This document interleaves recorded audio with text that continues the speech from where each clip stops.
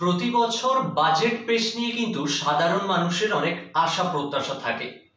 ফেব্রুয়ারির 1 তারিখ অর্থাৎ একদিন বাদেই কিন্তু আমাদের finance minister Nirmala Sitharaman budget পেশ করতে চলেছে, অন্তর্বর্তীকালীন বাজেট পেশ করতে চলেছে। তা নিয়ে সাধারণ মানুষের কি বক্তব্য রয়েছে এবং সরকারের কাছ থেকে তাদের কি আশা প্রত্যাশা রয়েছে সেটা আমরা সাধারণ জনগণের সাথে আজকে কথা বলবো।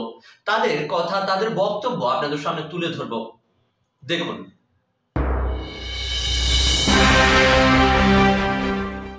বাজেটে আমরা চাই বা আমাদের বাংলা বা ভারতবর্ষের মানুষ চায় যাতে তেলের দাম, ডিজেল, পেট্রোল ও জিনিসপত্র সাধারণ মানুষ যেগুলো দৈনিক যেগুলো সাধারণ মানুষ ব্যবহার করে সেইগুলো যাতে যে মৌলবীদের দাম চলে সাধারণ মানুষও যাতে বেঁচে থাকবে।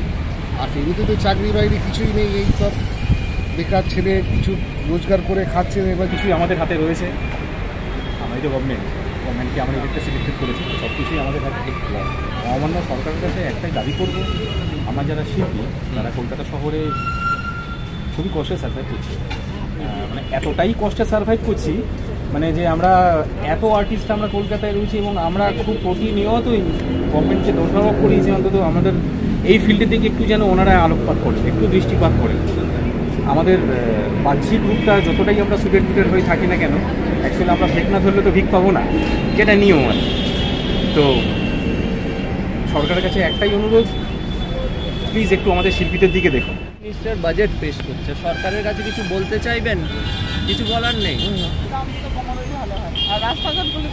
আমাদের রিক্সা চালিয়ে যে কর্ম করে খাই সেই কর্মগুলো আমাদের আর আদার্স কোনো আমাদের খাটনির উপরে আর কিছু নেই।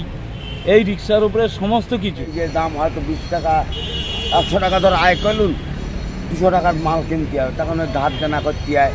চাকরি তো দিতে পারছে না মানুষ।